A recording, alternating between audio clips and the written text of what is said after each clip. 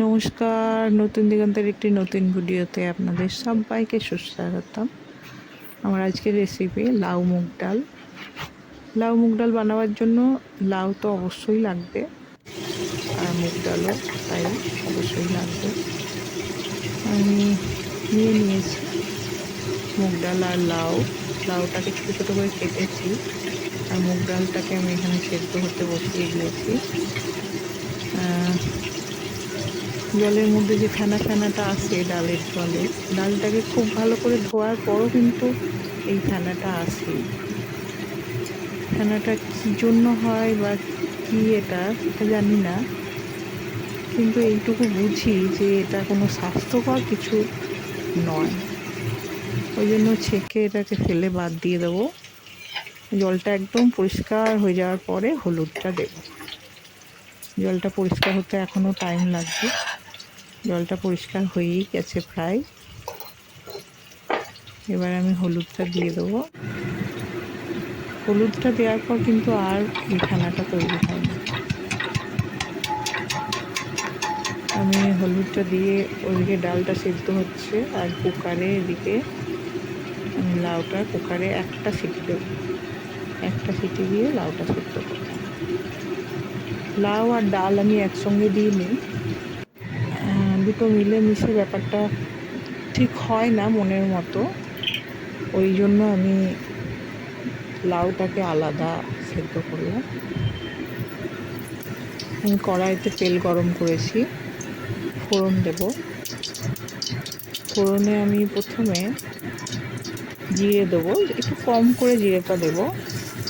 অনেকে দেখি ফোড়নে প্রচুর জিরে দেয়, আর ডাল খাওয়ার সময় ওই জিরেগুলো মুখে লাগলে ভালো লাগে না। যাই হোক, আমি একটু হিং দিলাম জিরের পরে। কাঁচা পাকা লঙ্কাগুলো একটু ভাজা ভাজা হয়ে গেলেই আমি কালো জিরেটা দিই।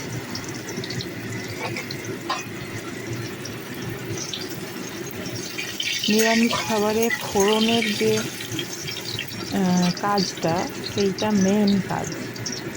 কেননা নিরামিষে যেহেতু আদা, এই রসুন আর পেঁয়াজটা আমরা ইউজ করি না, সেহেতু এখানে ফোড়নের যে সুগন্ধটা, সেটাই খাবারটাকে আরও বেশি টেস্টি বানায়।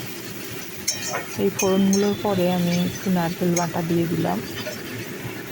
সম্ভব হলে নারকেলটা খুব নরম নারকেল, আমারটা খুব ঝুনো নারকেল ছিল, ওই জন্য নারকেলটা ভীষণ একটা, নারকেলটার থেকে অতটা দুধ বেরোয়নি।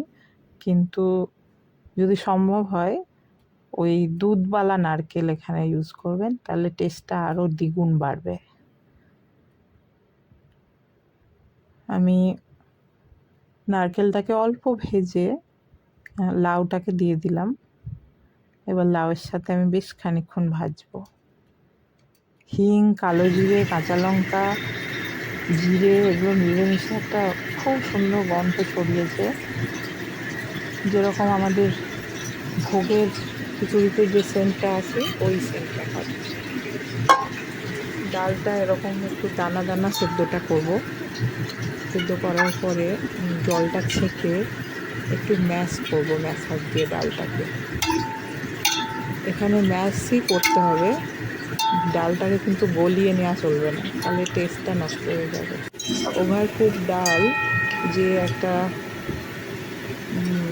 ভাতের ফ্যানের মতো যে একটা আকার নেয়, ওই জিনিসটা করা চলবে না। আমার এখানে মশলার সাথে আমি লাউটাকে খুব ভালো করে কষিয়ে নিয়েছি। আর লাউয়ে আমি কোনো রকম হলুদ দিইনি, হলুদ আছে ডালে। কেননা হলুদ ডালের মধ্যে যখন সাদা সাদা লাউয়ের টুকরোগুলো দেখা যাবে খাওয়ার সময়, খুব সুন্দর দেখতে লাগবে। আমি ডালটা দিয়ে ডালের যে জলটা আমি অন্য পাত্রে রেখেছিলাম ওটাও দিয়ে দিলাম, আর লাউ সেদ্ধর জল একটু ছিল ওটাও দিয়ে দিলাম। জলগুলো কখনোই, ডালের জল বা লাউ সেদ্ধর জল কখনোই ফেলা যাবে না, সমস্ত পুষ্টিগুণটা ওর মধ্যেই চলে যায়। ওই জন্য জলটার ইউজ করাটা খুব জরুরি। আর যে কোনো খাবার আমরা একটু খেলে ওর পুষ্টিগুণটা না থাকলে ওটা খেয়ে কোনো লাভ নেই।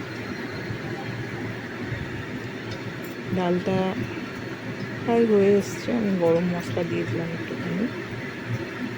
আর লাস্টে ফিনিশিংয়ে যখন এটাকে ফিনিশ করব তখন আমি একটু ঘি দিয়ে ঢাকাটা চাপা দিয়ে দেবো। মুগ ডালের সঙ্গে ঘিয়ের কম্বিনেশনটা ভীষণ ভালো একটা কম্বিনেশন, মুগ ডাল আর ঘি। আর মুগ ডাল মানেই আমাদের মনে হয় নিরামিষ নিরামিষ, মুগ ডাল কখনো আমিষটা একদম মানায় না। ঘি একটু দিয়ে দিলাম, ঘি দিয়ে আমি ঢাকা দিয়ে দেবো 2-1 মিনিট, তারপরে আমি ডালটা সার্ভ করব। ডালটা আমি সার্ভ করছি, দেখুন কি সুন্দর হয়েছে, আর খুব সুন্দর একটা গন্ধ বেরিয়েছে।